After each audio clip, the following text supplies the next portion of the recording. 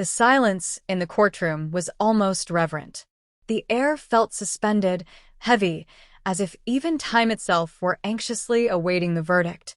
At the center of the room, standing before the judge, the man held himself with an almost theatrical composure. Impeccable navy blue suit, clean-shaven, calm gaze. The kind of man who, at first glance, inspired trust. He was the father, and in that custody dispute, he was determined to appear as balanced as possible. "Your Honor," he began, voice controlled, measured, every syllable delivered as if rehearsed, "this is not a war. I'm not here to attack the mother of my children. But I ask you to see the situation clearly. Someone needs to act with reason." He paused briefly, a dramatic silence, and looked at the judge with slightly misty eyes, as if carrying a burden he wished he didn't have to bear. A restrained tear. A quiet anguish. Every detail meticulously calculated. "She is unstable," he continued. "Emotionally shaken for years.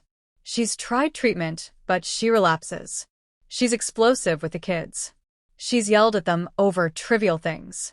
I have records, messages, videos. The environment they live in with her is chaotic, unstable." On the other side of the room, the mother kept her eyes downcast. Seated beside her attorney, she gripped a damp tissue tightly in her fingers. Her face was pale, her eyes reddened. This was no performance. It was exhaustion. Pain and fear. Not of losing custody, that would be a nightmare, but something worse, that he might once again get close to her son, the way he had with their daughter. "All I ask," the father concluded, turning again to the judge, "is what's best for everyone. She can stay with the girls. I'll take the boy. Lucas is more attached to me. And frankly, he needs a stable figure. I am that figure." His lawyer nodded with a restrained smile. Everything was going as expected. The judge, serious, was taking notes in her notebook. She wasn't swayed by appearances, but still, the man's argument was solid. Almost irrefutable. Up to that point, he appeared to be the safe harbor. The mother, fragile, disheveled, didn't inspire the same confidence. But there was something in her eyes. Something beyond fear. A hidden glint, contained, as if waiting for the right moment to ignite. The prosecutor cleared her throat, requested to speak. She reminded everyone that the eldest daughter, Julia, was in the waiting room, that her testimony was essential before any decision on custody could be made. "The girl is 15, the prosecutor said, and she wants to be heard." The father shifted in his seat. For the first time, his expression flickered slightly. "Julia is influenced by her mother," he said, still calm, but now a bit more hurried. "She doesn't understand everything that's going on. She's upset, of course. Teenager. You know how it is." The prosecutor raised an eyebrow. "Oh, we do." The judge made a note and nodded. "Bring the girl in." As an officer left to call Julia, the father adjusted his collar, masking the sudden stiffness in his neck. He took a deep breath, swallowed hard. The mother, for the first time in hours, lifted her eyes.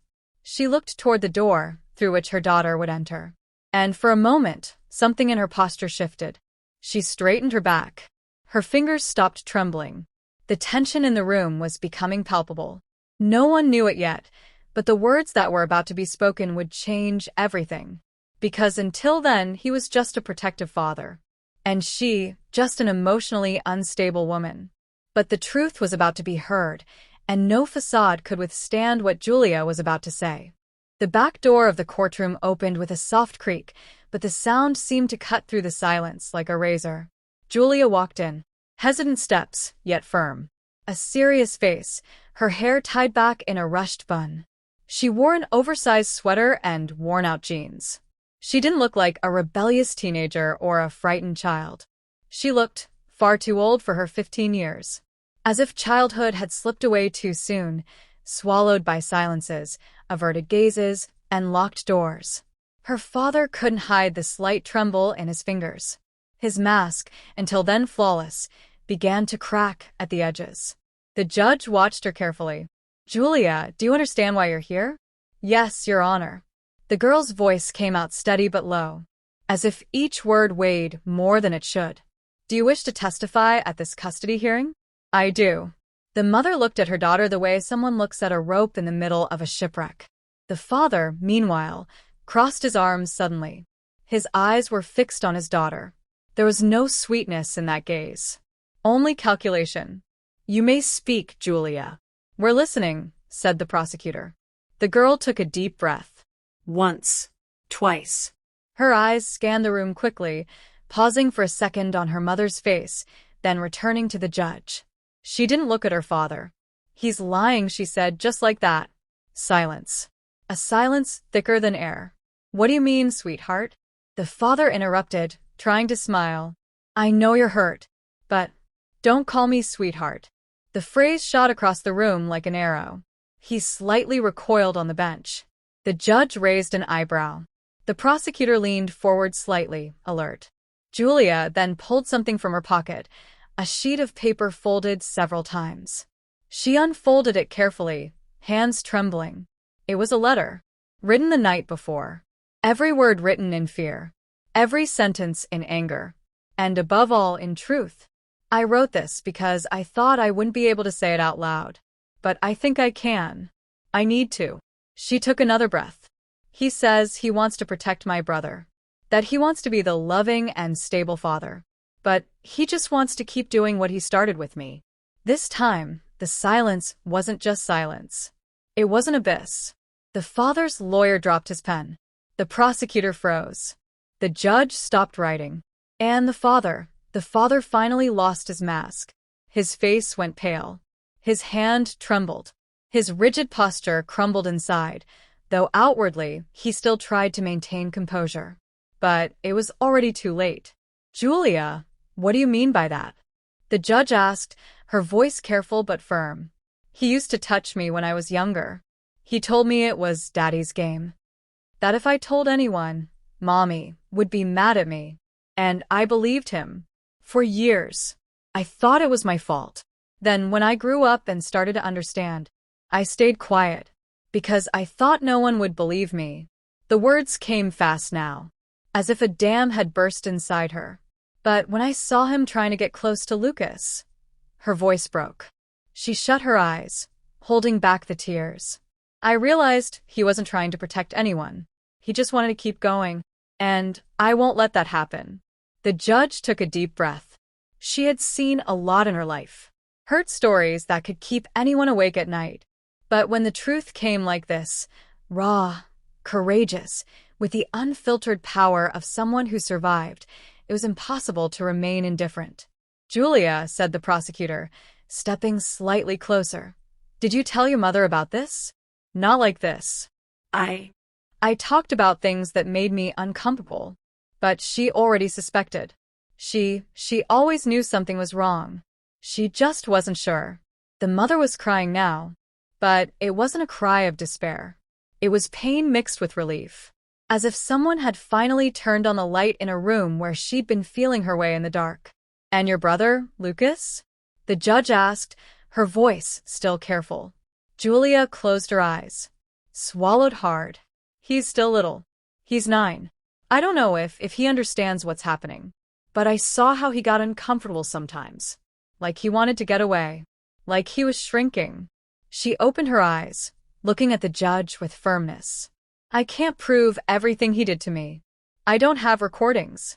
Just my word. But I'd rather speak now and never forgive myself later than stay quiet and watch Lucas go through the same hell I did. The father stood up abruptly. This is outrageous.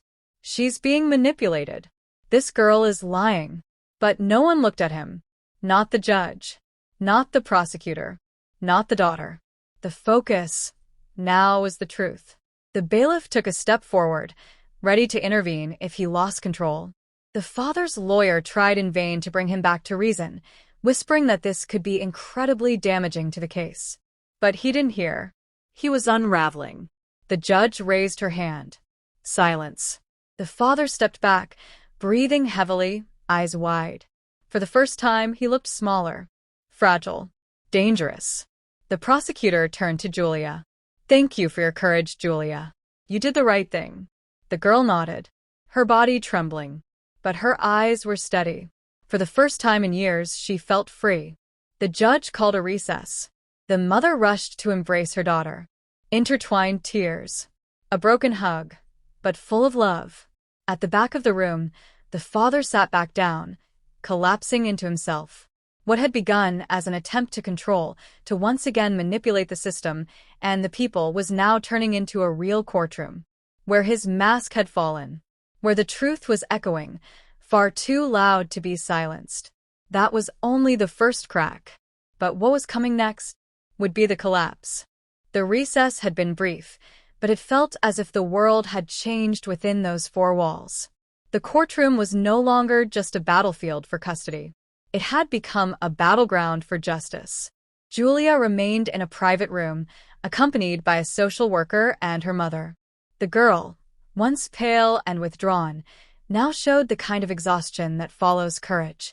Her eyes, still glassy with tears, stared at the ceiling as if, at last, they could breathe in a place where the air wasn't made of fear.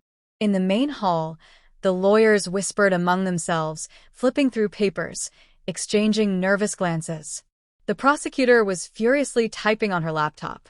The judge, silently observing everything, let her pen rest beside the notepad, a rare gesture, as if she had understood that some things could no longer be summarized in legal terms.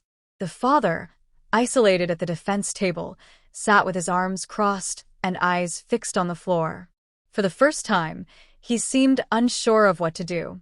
Control, his greatest weapon, had slipped through his fingers. The lie, carefully polished over the years, had unraveled with a single sentence. He doesn't want to protect. He wants to continue what he started with me. The judge resumed the hearing. Following Julia's testimony, I requested that the prosecution consider emergency protective measures for the minor, Lucas. The father's lawyer stood up, trying to regain ground. Your Honor, we're dealing with extremely serious accusations that have not yet been proven. My client, Mr. Caio, is a present, respectable father with no history of violence or any indication of abusive behavior. These statements may be the result of maternal influence. Objection. The prosecutor raised her voice. It has already been confirmed that the mother was not fully aware of the abuses mentioned. And even if she had been, the argument of emotional manipulation is not enough to invalidate the daughter's testimony, which, I must emphasize, was spontaneous, clear, and consistent. The judge nodded. I agree. At this moment, my priority is to ensure the child's safety. I hereby order the immediate suspension of the father's contact with Lucas until further psychological evaluation and investigation by the public prosecutor's office. The father stood abruptly, shoving the chair backward. This is absurd. You're destroying my family based on the words of a confused teenager. I have rights. Mr. Caio, sit down immediately, or you will be removed from the courtroom. He hesitated. His face red, fists clenched. But he sat, rigid as stone, his eyes burning with rage, not afraid of justice, but of being challenged, of losing. The prosecutor approached the judge and whispered something. The judge nodded. We will now proceed with the testimony of Mrs. Mariana, the children's mother. Mariana entered. Hair down, tense expression. Her eyes carried the guilt of someone who felt she should have seen it sooner, but also the strength of someone who had now chosen to stand tall. Mrs. Mariana, are you aware of your daughter's statements? I am, Your Honor. Her voice trembled, but was firm. When did you begin to suspect something was wrong? She took a deep breath. Around when Julia was 11. She started pulling away from her father. She refused hugs, avoided being alone with him. At first, I thought it was just adolescence, but there was something different. A tension, as if she was carrying fear on her shoulders. Did you confront the father? A few times. He always said it was just a phase, that she was ungrateful, rebellious. I began to observe more closely, ask careful questions. But Julia would shut down. And I hesitated. I didn't want to believe what I feared. And that's something I'll have to live with. The prosecutor intervened. Do you believe the father may pose a risk to Lucas? Yes. And that's what terrifies me. Because Lucas is quieter than Julia. He withdraws. He wouldn't complain, even in pain. He wouldn't know how to name abuse. He would just shrink more and more. The words landed heavy in the silence. The judge made brief notes. Thank you for your testimony, Mrs. Mariana. It will be added to the ongoing investigation. Mariana left with tears in her eyes. But her chin was held high. There was no longer any room for doubt. The judge suspended the session once more. It was necessary to reorganize the proceedings. The focus now went beyond custody. It was about protection, truth, and justice. Outside, in the waiting room, Julia watched her brother through a glass window. Lucas was with a psychologist drawing, small hands tracing confused shapes. The sky was dark, and the house had no windows. The psychologist encouraged him to speak. And Lucas, slowly, began to say broken phrases. Sometimes he comes into my room at night. I pretend I'm asleep. He says it's just affection. Julia closed her eyes. Silent tears streamed down her face. Her heart broke. But there was also something new, relief. He wouldn't have to pretend to sleep anymore. Not anymore. Back in the courtroom, the prosecution requested the opening of a criminal investigation. The father's lawyer asked for more time. But the ground had already shifted. Justice, which so often fails, now seemed to be listening. The steps would be slow, but steady. The judge closed the session with a statement. This court will not make decisions based on appearances. The truth, when it has the courage to be spoken, must be heard and protected. Kaya was escorted out by 2 officers. For the first time, he was no longer seen as the exemplary father, but as a man under suspicion. The mask had fallen, and beneath it, the monster was showing signs of life. Outside, Julia stepped out of the waiting room. She walked toward her mother. The 2 embraced. Lucas followed closely behind. Small, silent. She knelt down and opened her arms. He hesitated, then ran to her. In that embrace, among pain, truth, and love, something new was born. A beginning. It wouldn't be easy. There would be more hearings, more memories to face. But now there was a voice. A girl who spoke. A boy who was heard. And a mother who fought. And above all, a shadow that was beginning to lose its grip in the light of truth. The days following the hearing seemed to stretch time itself. The immediate terror of hiding the pain was gone, but something new had taken its place. Exposed pain. Now everyone knew. Now everything was being investigated. But that didn't mean peace had arrived. On the contrary, it was just the beginning of a new battle. A battle for justice. Mariana spent her mornings answering calls from social workers, forensic psychologists, and members of the public prosecutor's office. Each call was a reminder that her family had been torn in two.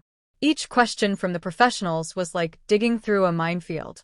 Words she once didn't dare to speak now had to be repeated out loud. Abuse, psychological violence, unconscious maternal neglect. She knew she wasn't guilty, but that didn't exempt her from the feeling of having failed. Julia, meanwhile, now slept in her mother's room. For the first time in years, she could close her eyes without fear. But her sleep wasn't peaceful. She dreamed of her father walking through the door. Sometimes she screamed in the middle of the night. Other times, she just cried softly, her pillow soaked in silence.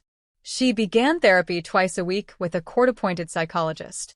There, she was learning that what she had lived through had a name, and that her body, no matter how hurt, was still hers.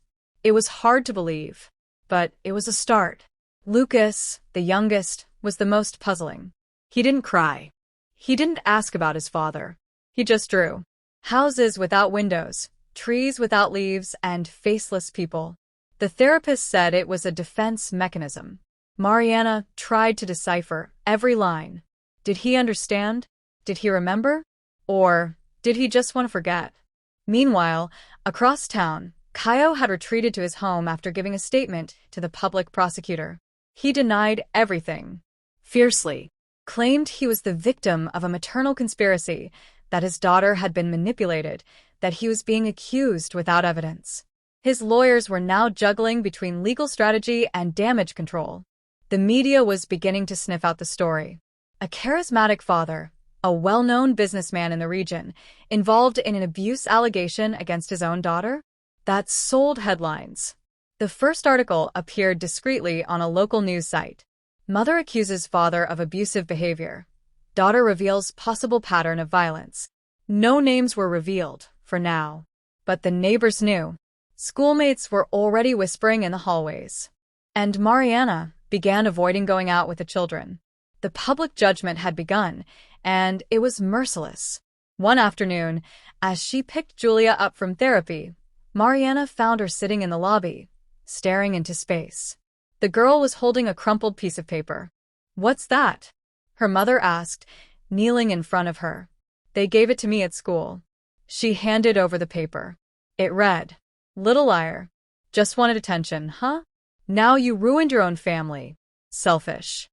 Mariana crumpled the paper in anger, her eyes welling up. "This is not your fault, my love."